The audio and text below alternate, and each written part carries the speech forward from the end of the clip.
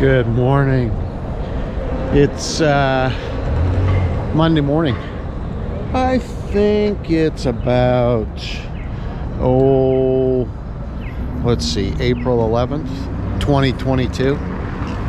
29 countries now, completely open like it was 2019. So we're making progress, moving in the right direction. Today, I'm looking forward to being able to interview Marcus Moon. Marcus Moon is a composer, but as I understand it, he wasn't always a composer. And so today, I'm gonna find out, you're gonna find out together with me, Marcus Moon's story. Let's go find out what Marcus has to say about his life. We're interested, you and me, where he's been, where he is now, where he's going.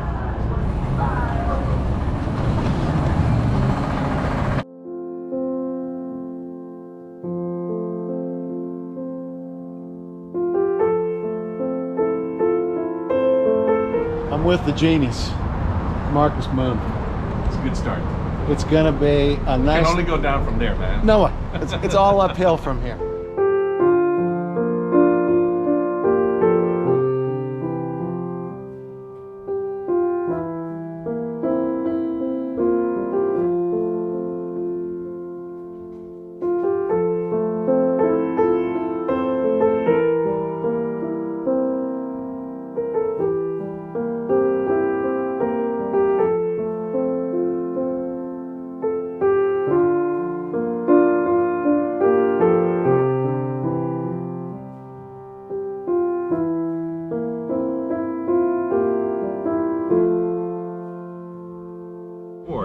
The whole dynamic changes, and you can't play anymore. Yes.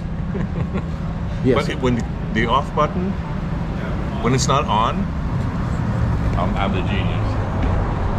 I'm with the genius, Marcus Moon. It's a good start.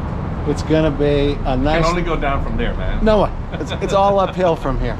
We started genius, and The down is finished. Something above genius is about to happen. But first, breakfast. No, it was just business this morning. Okay. So do you have an office with your online retail business here, or do you work out of your place? My computer, right? Okay. Or my phone. Wherever you are. Wherever I am, that's my office, right? Cool. And that was kind of the dream I had when I started the business. 10 years ago. Long-term, like, vision, you know, not to be in an office. Yes. Bon appetit. If you argue with me over my food, I'm gonna have to. This looks delicious. Yeah. In fact, you can give a rating on Starbucks wraps from this nice little Starbucks This is kind of shop. emergency food today. Emergency. So, but it's pretty good emergency food. We've had a couple of non-starters to this very illustrious interview that's taking place. Not so much so for this up-and-coming YouTube channel and this relatively new YouTuber, but because Marcus's schedule and feeling a little under the weather and wanting to make it happen, but it not happening you at all. It was not an avoidance. For the genius. So 10 years ago, you started a retail business. Yeah, I did, yeah. Because? Because, well, there was a practical reason and a long-term, you know, going for a happiness reason. The practical was I got fired, right? Okay. From another job? For no good reason, yeah, from another job. Okay. I was pissed off for a while. Okay. You know, went to the lawyer and everything. You can't do this to me. Okay. It's a crazy story. But in the end, I realized the little man can't do much, and I'm going to spend a lot of money and energy. And, Yep. you know, I felt I had the right on my side, but you can be happy or you can be right. That's how I saw it, right?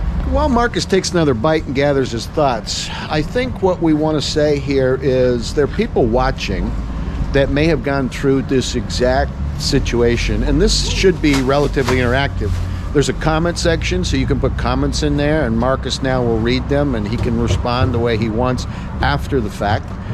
But you probably, like all of us, have gone through a time where we were working for the man or the woman or for somebody, and then something happened. Often things were going so well for a day or a week or a month or even a long period of time, and then it happened. Something that was like a trigger, something that was like something that said enough. And it either was a one-way, but often involves both sides doing something or going through something that's going to cause the dynamic to change.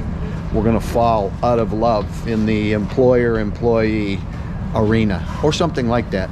So the point is, what we're going to hear from Marcus is that wasn't the end of Marcus's story. Later, we're going to go back to the beginning of his life. Some highlights along the way so we can best understand Marcus Moon. We can best understand how he got into teaching as a professor at McGill and then went into music and retail along the way, and probably some other surprises as he redefined himself. I had already started on plans on, making my own business, building my business. It just turned out to be that moment where I just said, okay, let's go for it. Okay. Yeah. So if not now, So I went for it. From disappointment, anger, trying to get revenge, to letting it go, to starting something new. Yeah. From scratch. Yeah. And what was the pivotal first kind of starting block? What was the first point? Well, I had already started. I wanted to do something in web. In web, okay. Yeah, because I figured it was, for lack of a better word, the future, right? Okay. It's a bit cliche, but you know, I wanted to learn about the web and how to do business on the web. Right. Because 10 years ago, you think today everything is so established, but 10 years ago, it was kind of just getting started. HTML, CSS, if you're familiar with those terms. Sure. That's what we... No Cobalt? No Python or Java or nothing like that. Just, was it self-taught that for you? Yeah. Nice. I've always been like that. I want to teach myself. There's something that comes with that really gives you a power, because you don't turn out like everybody else. Right.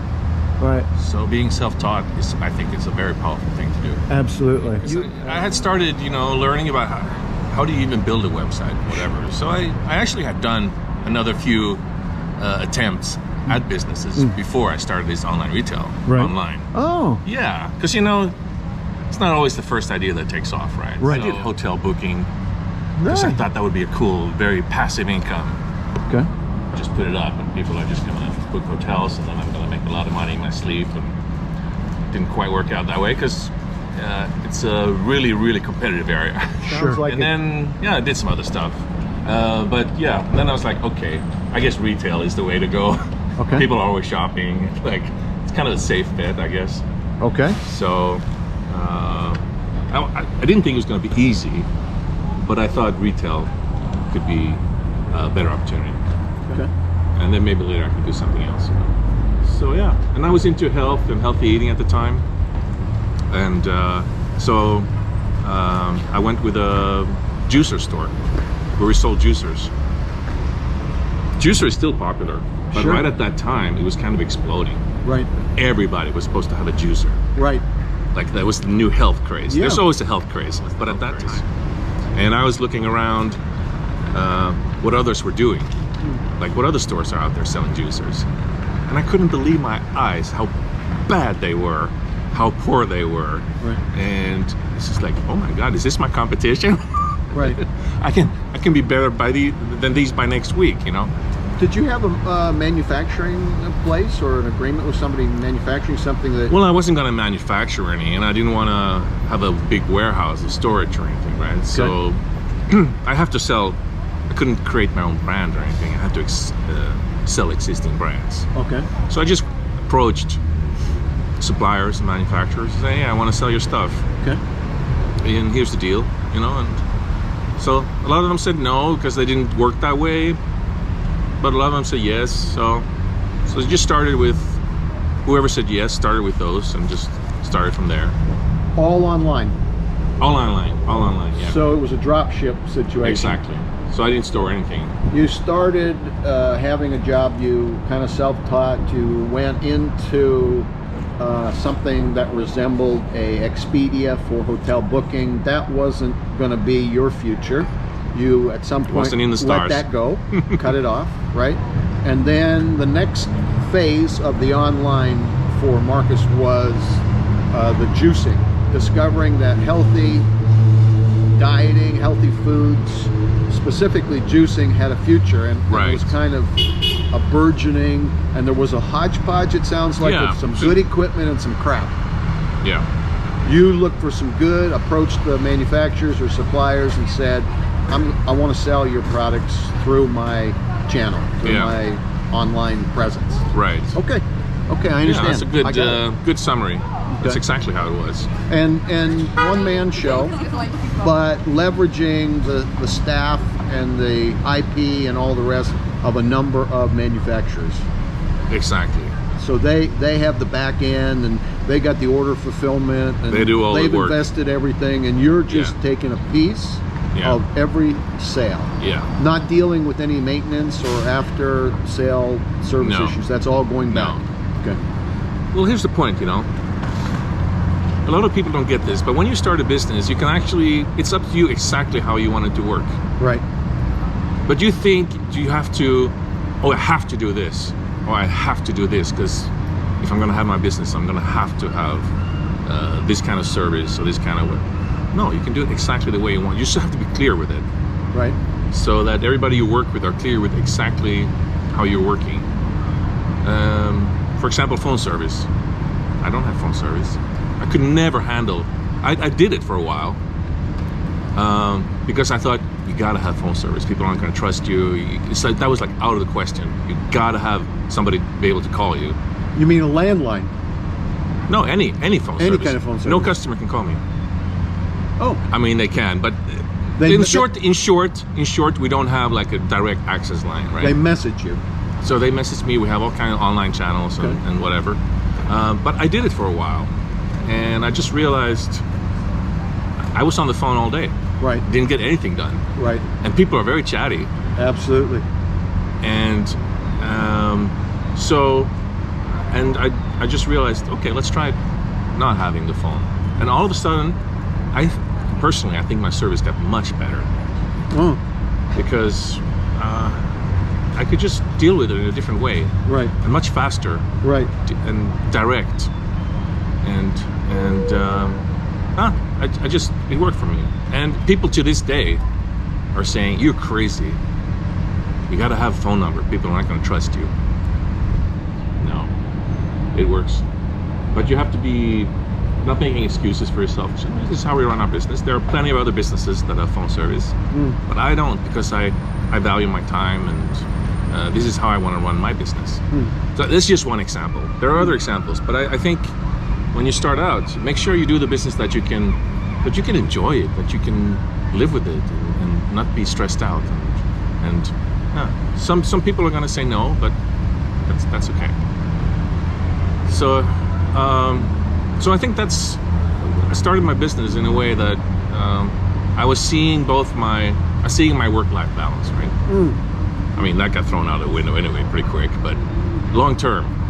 And now I'm in a better position with the work-life balance. That platform you created back then with the starting line of products, which was juicing, Right. Just use this from the is the beginning. same platform you have today? It just I have the evolved? same branding. Yeah, we're Juicerville.ca.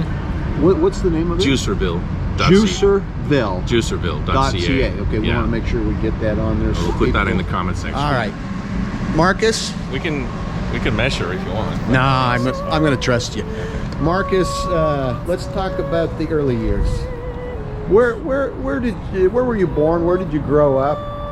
What was life like as a young Marcus? I guess it was pretty good. I grew up in Sweden. Oh.